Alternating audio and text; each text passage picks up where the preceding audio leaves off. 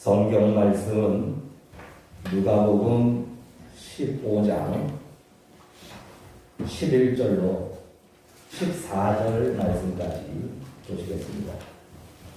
신약 성경 121조 누가복음 15장 11절에서 14절의 말씀까지 교독하시겠습니다.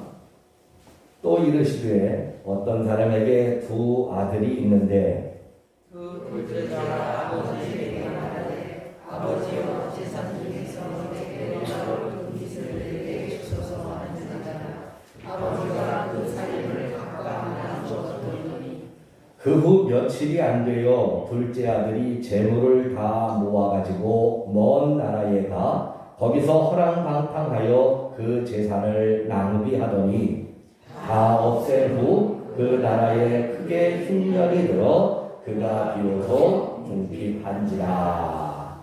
아멘. 오른손 높이 들어 하나님께 영광 돌립니다. 할렐루야. 네, 이제 서로 인사 나누십시다. 사랑합니다. 축복합니다. 2021년도 주님이 주시는 놀라운 복은 당신께만 바로 당신을 위한 임하시기를 기도합니다. 정말입니다. 할렐루야. 네, 성도의 진실이 된 축복의 기도. 하나님이 좋아하시는 단어로만 꽉 차 있지 않나요? 성도의 진실이 된 축복의 기도. 하나님이 좋아하시는 것로만 문장이 이어지니까 하나님이 안 들어주실 수가 없어요. 축복 안 하실 수가 없어요. 주일마다 나누는 아름다운 청원 성도들의 서로를 위한 축복의 기도는 하나님이 또 우리의 한 주간을 책임져 주시고 이끌어 주시는 은혜의 출발점이 될 줄로 믿습니다. 자, 오늘은 누가복음 15장 11절에서 14절을 본문으로 신앙적 결단의 가치라는 제목으로 우리가 하나님 말씀의 깨달음과 은혜를 얻기를 원합니다. 자, 제목을 한번 외쳐봅시다. 시작. 신앙적 결단의 가치. 바라기는 오늘 말씀이 맞춰지게 되면 여러분들이 신앙적 결단을 하시는 분들이 됐으면 좋겠다. 오늘 설교의 목적은 거기에 있어요. 신앙적 결단을 여러분들이 다 하시기를 소원합니다. 근데 그러면 신앙적 결단은 어떤 가치를 내게 부여하느냐, 이걸 좀 알아야 되잖아요. 신앙적으로 결단을 한다는 것이 내게 어떤 영향을 주는가, 그 가치를 알자. 제목은 굉장히 철학적인 것 같고 오늘 설교는 좀 어려울려나 보다 생각하시는데 제가 자신합니다. 제목만 그래요. 제목만. 중요한 건 우리가 신앙적으로 결단하는 사람이 되자. 오늘 그것을 하나님이 아마 모르긴 몰라도요. 저는 우리가 주일마다 하나님 앞에 예배를 드리며 하나님의 말씀을 받는데 이것이 그저 목사가 일주일 동안 묵상해서 요거 성경 문구 괜찮은데 요거 한번 좀 파헤쳐 봤으면 좋겠는데 이렇게 해서 성경을 연구하고 살펴서 설교가 만들어지고 그 설교를 여러분들에게 공감력 있게 전달하는 이게 설교라고 저는 생각을 안 해요. 왜냐하면 이 시간은 우리가 성경을 연구하고 공부하는 시간이 아니라 하나님의 말씀을 듣는 예배 시간이거든요. 그렇기 때문에 하나님이 이 강단에서 말씀을 주시는 것은 그 주에 어떤 말씀을 주시든 그 주에 주시는 말씀은 그 말씀이 여러분들에게 전부 다 하면 좋겠고 아니면 우리 가운데 어느 누구라도 절실히 필요한 것을 하나님이 아시기에 그 말씀을 주시는 줄로 믿습니다. 그러니까 아마 어쩌면 하나님이 우리를 지금 보실 때 우리 모두가 또는 우리 중에 어느 누구가 신앙적인 결단을 꼭 필요로 하고 있다. 좀 신앙적으로 이 사람이 좀 결단을 하면 내가 복을 줄 텐데, 신앙적으로 결단을 하면 내가 좀 잘 되게 해줄 텐데, 신앙적으로 결단을 하기만 하면 하나님이 그 다음 길을 다 열어줄 준비를 해놓고 계시는데, 이 신앙적 결단을 안 하고 있어서 자꾸 미적거리고 뒤로 미루고 있어서, 그러니 하나님이 예배 시간을 통해서 말씀을 전달하시는 거예요. 그러니까 예배 시간마다 주시는 설교의 말씀은 우리는 어떤 자세로 듣느냐? 뭐 이미 다 답을 알고 계시죠. 누구에게 주시는 말씀이다? 나에게 주시는 말씀. 예배는 우리가 드리고 있지만 하나님은 지금 나에게 이 말씀을 주신다. 말씀을 대할 때마다 이런 영적인 태도를 우리가 잊지 않았으면 좋겠습니다. 혹시 우리들 가운데에 이번에 대한민국 상위 12% 안에 포함이 돼서 지원금 못 받으신 분이 계신가요? 계시군요. 제 지인들 가운데에도 저에게 문자나 카톡을 통해서 이번에 뭐 어쩌고 저쩌고 해서 뭐 무슨 동생 내 차를 갖다가 4명을 해줬더니 뭐 이게 어쩌고 저쩌고 해갖고 지원금 못 받았다고 투덜투덜대면서 하소연하시는 문자들이 몇 군데 오시더라고요. 근데 거기다가 제가 뭐라고 다 답을 했냐면, 부럽습니다. 축하합니다. 대단하시네요. 대한민국 상위 12%에 계시는군요. 뭐 반은 약 올리는 거고 어쨌든 대한민국 상위 12% 안에 들었다는 것만 가지고도 뭐 금지를 그거 재난지원금이 뭐 적은 액수는 아니지만 그렇게 인생을 좌우할 만한 큰 액수도 아니니까 그냥 그렇게 넘어갈 수도 있다는 거죠. 세계에서 경제적으로 12%도 아니고 상위 1%가 되기를 꿈꾸는 사람들이 읽는 필독서가 하나 있습니다. 상위 1%, 세계 경제의 상위 1%가 되려느냐? 그러면 이 책을 읽어라. 그 책의 제목은 Think and Grow Rich. 우리나라 말로는 나의 꿈, 나의 인생이라고 하는 제목으로 번역이 됐는데, Think and Grow Rich라고 하는 것은 부자가 되는 생각, 부자가 될 수 있는 생각하라, 그리고 부자가 되라, 뭐 이런 의미로 직역이 됐는데, 직역보다는 의역이 난 것 같아요. 나의 꿈, 나의 인생이라는 제목으로요. 그런데 이 책의 내용보다도 중요하지만 이 책을 어떻게 이 책이 만들어졌느냐라고 하는 그 유래를 우리가 한번 알아보는 것도 굉장히 의미가 있습니다. 나의 꿈, 나의 인생이라고 하는 책을 쓴 사람은 나폴레온 힐이라고 하는 사람인데, 이 사람은 성공하게 또는 경영하게 공부를 한 사람이라기보다는 그냥 어느 조그마한 지방신문사의 기자였어요. 조그마한 지방신문사의 기자. 근데 어느 날 이 무명의 나폴레온 힐에게 전화가 한 통 걸려옵니다. 네, 전화 받았습니다 하고서는 전화를 받았더니 놀랍게도 전화를 한 사람이 누군고 하니까 그 당시에 거의 미국뿐만 아니라 세계 최고의 부자라고 말할 수 있는 강철왕 카네기의 전화였어요. 강철왕 카네기라고 하는 사람은 여러분들이 이따금 들어서 아시죠? 예, 그 시대의 어마어마한 부자였었는데, 이 카네기가 생전 알지도 못하던 나폴레온 힐에게 전화를 거는 거예요. 그리고서는 하는 말이, 내가 이제부터 당신에게 한 가지 조건을 제안을 할 텐데 그것을 하겠다면 오케이를 하고 아니면 전화를 끊어도 좋다. 당신이 대답할 때까지 내가 기다리겠다. 그 제안이 뭐냐 하니까 이런 거였습니다. 오늘부터 시작해서 20년 동안 이 카네기가 미국에서 또는 전 세계적으로 경제적으로 성공한 큰 부자들 500명을 소개시켜 주겠다는 거예요. 당신 기자니까 인터뷰 잘하지 않냐?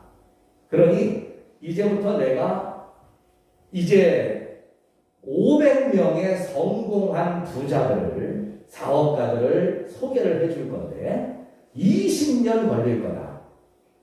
그 20년 동안 그 사람들의 성공담과 경험담과 인생의 가치관을 취재를 해서 그걸 묶어서 당신이 책으로 출판해도 좋다. 그런데 이 20년 동안 500명의 성공하는 사람을 만날 때까지 드는 경비 일체는 다 당신이 부담해라. 나는 사람만 소개해 주겠지. 책을 만들거나 그 사람을 취재하거나 어떤 인터뷰하기 위해서 가는 교통비나 일절 나는 제공하지 않겠다. 부자가 더 짜요, 사실은.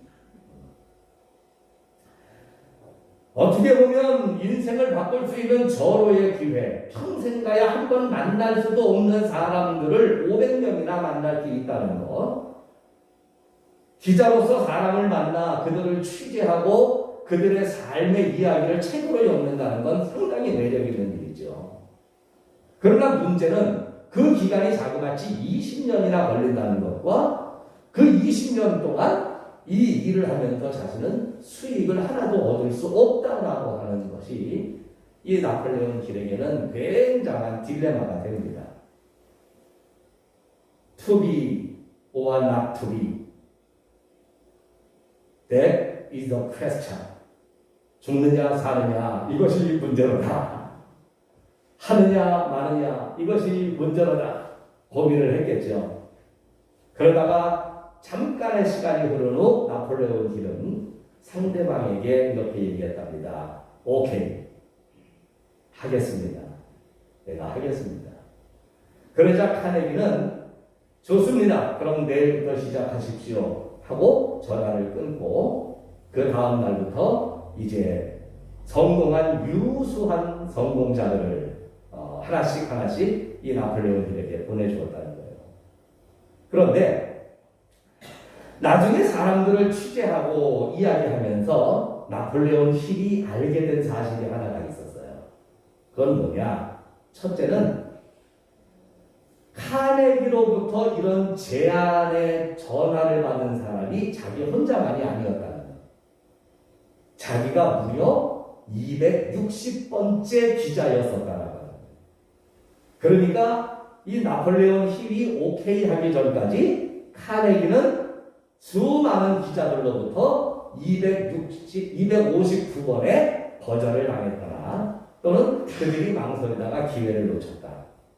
260번째 찾아온 기회를 나폴레옹 힐이 잡았다. 두 번째, 나폴레옹 힐이 카네기의 제안을 전화로 받고 망설인 시간이 26초. 26초 동안 끙끙 머릿속으로 계산하고 망설이다가 그래 결심했어 하고 결단을 내린 후에 내가 하겠습니다라고 얘기하는데 그때까지 걸린 시간이 26초. 카네기는 나중에 이야기해요. 내가 259명의 기자들에게 전화를 했을 때 그들 중에서 거절하는 사람은 한 사람도 없었다. 그러나 그들은 대답하기까지 30초의 이상이 걸렸기 때문에 이쪽에서 먼저 전화를 끊었다라고 얘기를 했다. 카네기는 30초 동안 상대방이 생각할 시간을 스스로 줘야 되겠다. 인생을 바꿀 수 있는 중요한 결단인데 그걸 가지고 1분, 1시간 또는 하루, 이틀 그렇게 미적거리고 이 계산 저 계산 따지는 사람이라면 성공 못한다는 거예요. 성공을 위한 결단은 순간이어야 된다. 단 4초 차이로 인생을 바꿀 수 있는 어마어마한 행운을 바로 나폴레옹 힐이 거머쥐었다라고 하는 것이 이 책을 더 유명하게 만든 하나의 배경이 된다는 것을 우리는 알 수가 있습니다. 세상을 살아가면서 결단이 필요한 일들이 참 많죠. 어떤 때에는 점심시간에 짜장면을 먹을 것이냐, 짬뽕을 먹을 것이냐, 이것부터 시작을 해서 우리가 세상을 살아가면서 이 길로 갈 것인가, 저 길로 갈 것인가, 이 사람을 만날 것인가, 저 사람을 만날 것인가, 할 것인가, 말 것인가, 결단의 기로에 서 있을 때가 상당히 많습니다. 어떻게 보면 세상은 아침에 눈 떠서 저녁에 잠들 때까지 모든 매 순간이 무언가를 결정하고 무언가를 판단하는 것으로만 가득 차 있는 것이다 라고 말해도 과언이 아니겠죠. 그런데 사람들의 그 수많은 결단과 결단들 속에서 종교개혁가 마틴 루터가 최고의 극찬을 한 결단이 하나 있습니다. 마틴 루터는 이렇게 얘기합니다. 내가 이 세상에 존재하는 모든 이야기들 가운데에 가장 최고의 가치를 부여하는 삶의 결단은 바로 오늘 본문에 나오는 탕자의 결단이다. 그리고 자기 자신이 천주교의 신부로 시작을 했지만 그러나 이 길이 하나님으로 향하는 길이 아니라는 것을 알고 목숨을 걸고 종교개혁을 실행하고 그것을 이루어낼 수 있었던 원동력이 바로 세상을 단호히 끊고 아버지의 품으로 돌아오는 탕자의 모습 속에서 그 위대한 결단을 그는 발견했고 그것을 본받으려 했기 때문이다라고 고백을 합니다. 오늘 우리는 본문을 통해서 예수님이 우리들에게 들려주시는 소위 우리가 잘 알고 있는 돌아온 탕자의 이야기라는 내용을 만납니다. 예수님이 말씀을 구수하고 재미있게 참 길게 해주셔서 성경에 꽤 길게 기록이 되어 있기에 오늘 우리는 시간 관계상 예수님의 이 탕자 이야기의 도입 부분에 대해만 교독을 했는데요. 예수님의 이야기는 이렇게 연결이 됩니다. 어떤 사람에게 아들이 둘이 있다는 거예요. 그런데 이 두 아들 중에서 둘째 아들이 아버지에게 와서 아버지가 혹시 돌아가시면 내게 돌아올 유산이 있지 않습니까? 그 유산 중에 얼마를 내게 주시기를 바랍니다. 당돌하기 짝이 없는 요구를 하죠. 자, 그래서 아버지가 그 둘째 아들의 요구대로 살림을 나눠 주었다네요.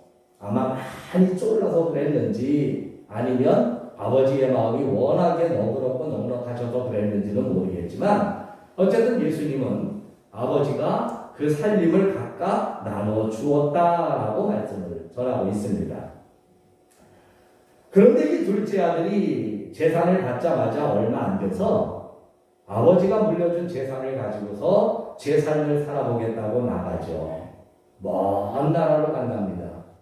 그리고 그곳에서 근면 성실하게 살아 성공하고 돌아오면 좋으련만 젊은이의 혈기에 휩싸여던지 그곳에서 허랑방탕하여 그 재산을 낭비하고 다 없앴다 그랬어요. 이제부터 고생이 시작입니다. 가지고 있는 것도 없는 데다가 그가 살고 있는 나라에 흉년까지 들었어요. 엎친 데 덮치는 설상가상의 고난의 일이 이 둘째 아들에게 닥쳐온 겁니다. 어느 정도까지 낮아졌느냐 하면 아무도 하지 않는 돼지를 치는 일을 자원해서 할 수밖에 없었고 그것도 품값을 받을 수가 없어서 돼지가 먹는 음식을 함께 먹는 그 조건에서도 그는 겨우 입에 뭐 하나 먹을거리, 씹을거리를 넣기 위해서 그 비참한 생활을 하게 되지요. 그러다가 이 탕자가 문득 오늘 우리가 읽지는 않았습니다만 탕자의 비유가 쭉 이어지되 17절의 말씀에 보면 이런 내용이 나옵니다. 이에 스스로 돌이켜 이르되 스스로 돌이켜 이르되 스스로 돌이켰다. 내가 가던 길, 내가 이끌려가던 방향, 내가 생각했던, 내가 추구했던 어떤 방향에서부터 되돌아서기 시작을 했다. 되돌아서기 시작을 했다. 이 탕자가 가던 방향은 어떤 방향이었나요? 뭐 이런저런 설명을 다 붙일 수도 있지만 이 탕자가 가던 방향은 딱 한 가지 문장으로 우리가 이해할 수 있는데 그건 뭐냐? 아버지로부터 점점 더 멀어져 가는 길. 그죠? 아버지로부터 점점 더 멀어져 가는 길로 이 탕자는 가고 있었다는 거예요. 13절의 말씀을 봅시다. 그 후 며칠이 안 되어 둘째 아들이 재물을 다 모아가지고 먼 나라에 가 거기서 허랑방탕하여. 먼 나라, 멀다라고 하는 말을 예수님이 강조하신 이유가 뭘까? 굳이 먼 나라까지 허랑방탕하려면 바로 옆 동네에서 허랑방탕해도 속을 더 뒤집어 놓을 수 있는 건데 먼 나라까지 갔다라고 하는 말씀을 예수님이 굳이 삽입하신 이유가 뭘까? 아버지로부터 멀어졌다는 것을 의미하는 거예요. 아버지로부터 멀어졌다. 겨울이 되면 오늘 추워졌죠? 예, 10월달 들어서 이렇게 추운 날씨는 17년 만에 또 돌아오는 날이다. 뭐 뉴스에서 그러는데 한 17년 전에도 10월에 이렇게 추웠는지 기억이 잘 안 나요. 기억나시는 분 계세요? 17년 전에 이런 때가 있었나요? 하여튼 뭐 뉴스가 그렇다니까 그런 줄로 아는데 겨울이 되면 춥습니다. 우리는 과학이라는 거를 붙이기 전에 초등학교에서 배우는 자연 시간에도 겨울에는 왜 추운지를 알아요. 겨울에는 왜 추울까요? 어느 날 선생님이 자연 시간에 물어봤대요. 여러분, 겨울에는 왜 추워요? 뒤에서 씩씩한 아이가 손을 딱 들고래요. 선생님, 겨울에는 눈이 내리고 얼음이 얼기 때문에 춥습니다. 웃지도 않네. 추우니까 눈이 내리고 얼음이 오는 거지. 눈이 내리고 얼음이 얼어서 추워요? 응? 겨울에 추운 이유는 뭐냐면 지구를 따뜻하게 비춰주는 태양으로부터 우리가 사는 지역이 가장 거리가 멀어지기 때문에. 그렇죠? 네. 점점 거리가 멀어지기 때문에. 태양으로부터 거리가 멀어지면 다른 현상 없습니다. 그냥 추워집니다. 춥습니다. 그죠? 점점 더 멀어지면 점점 더 춥고 더 멀어지면 얼어 죽어버리고 말겠죠. 얼어 죽어버리고. 이 탕자의 삶이 따뜻한 봄날이라고 또는 풍성한 여름 가을날이라고 말할 수 없는 것은 그가 궁핍해지고 그가 굶주리고 그의 삶이 고생으로만 가득 점철될 수밖에 없었던 것은 예수님은 말씀하고 싶으신 거예요. 그가 아버지로부터 점점 멀어져만 갔기 때문이다. 아버지로부터 점점 멀어져만 갔기 때문입니다. 혹시 작년보다 올해 못하시다고 생각하는 부분이 있습니까? 환경이 아니라 아버지와의 거리를 생각해보자는 거예요. 하나님과의 거리를 생각해보자는 거예요. 여름에 더운 이유는 태양이 우리가 가까이 가기 때문이에요. 하나님께 가까이, 어떻게든 가까이 가면 우리가 덥기 싫어도 따뜻하기 싫어도 따뜻해질 수밖에 없는 거예요. 이유를 알지 못해도 따뜻해질 수밖에 없는 거예요. 이 탕자의 삶이 혹한기와 같은 한겨울을 맞이한 것은 그가 허랑방탕했기 때문 또는 낭비했기 때문 또는 그가 뭐 여러 가지 어떤 사업에 실패했기 때문 다 좋습니다. 그러나 그것들은 하나님이 그를 겨울을 만나게 하기 위해 쓰시는 도구에 불과해요. 인생이 근본적으로 막히는 것, 인생이 근본적으로 매이고 묶이는 것, 인생이 근본적으로 웃음을 잃어버리고 고통과 아픔 속에 시달릴 수밖에 없는 거예요. 예수님은 말씀하시고 싶은 거예요. 하나님과의 거리를 생각해라. 내 방향을 생각해라. 어디로 가고 있느냐. 이에 스스로 돌이켜 그랬습니다. 아버지로부터 점점 멀어져 가던 길을 탕자는 돌이켰다고 그래요. 돌이켰다는 말은 180도 뒤로 돌아섰다는 얘기잖아요. 돌아섰어요. 그리고 그때부터 이 탕자는 그 인생의 겨울을 점점 봄날로 만들어가기 시작하고 마침내 아버지를 다시 만나게 되었을 때의 그의 인생은 자기가 기대했던 것, 자기가 생각했던 것, 자기가 계산했던 것보다 훨씬 나은 삶이 이 둘째 아들에게 기다리고 있었다. 내가 이 말하기를 참 좋아하는데 여러분, 하나님은 여러분들의 인생이 지금 여러분들이 생각하는 것보다 훨씬 더 좋아질 수 있게 만들어 주실 수 있습니다. 훨씬 더 나아질 수 있게 만들어 주실 수 있습니다. 그리고 더 놀라운 계획을 하나님은 우리를 향하여 가지고 계시는 거예요. 그런데 여기에 가장 중요한 단계가 뭐냐? 이른바 결단이라고 합니다. 스스로 돌이켜 마음을 먹었어요. 결단을 했어요. 어떻게 결단을 했냐? 하나님으로부터 멀어져 가는 길이었다는 것을 깨닫는 순간 이제는 하나님께 점점 가까이 가야 되겠다라고 하는 마음으로 돌이켰다는 거예요. 이것이 회개이고 이것이 변화이고 이 방향 전환이야말로 우리의 인생을 하나님의 은혜 쪽으로 향하게 만드는 축복의 출발점이 되는 줄을 믿으시기를 바랍니다.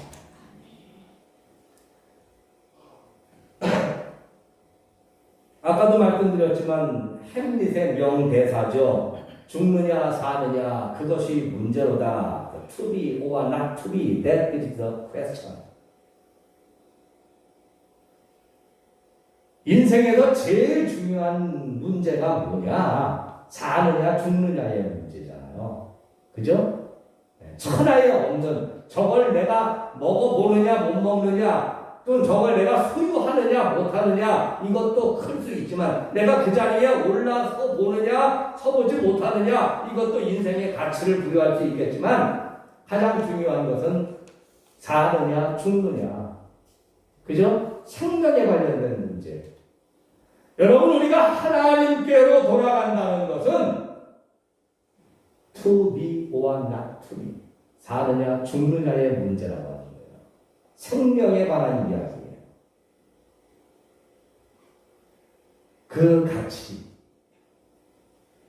우리가 아버지께로 돌아간다라고 하는 것, 단순히 신앙생활하면서 신앙인으로서 열심 한 번 더 가져보자라고 하는 이런 개념적인 차원이 아니라 내가 하나님께로 돌아가는 것은 내 인생, 내 일생, 내 생명을 걸고 반드시 그 방향으로 가야만 한다라고 하는 가치, 이 가치까지 여러분들이 오늘 느끼실 수 있기를 바랍니다. 내 인생 내가 알지 누가 알아요, 그죠? 네. 아무리 목사님이 영업에서 눈을 가늘게 뜨고 여러분들을 들여다봐도 여러분들이 가야 할 길이 어딘지 또는 어떻게 살아왔는지 들은 것은 기억할지 몰라도 저는 여러분들의 이 길로 가면 성공하고 저 길로 가면 실패한다고 하는 멍석가는 목사는 되지 못합니다. 그리고 내 인생을 가장 잘하는 사람은 나밖에 없어요. 그렇기 때문에 결단의 필요성을 느껴야 되는 사람도 누군가의 권면이 아니라 여러분 자신이어야 된다는 거예요. 무슨 얘기인지 아시죠? 결단의 필요성을 느껴야 되는 사람.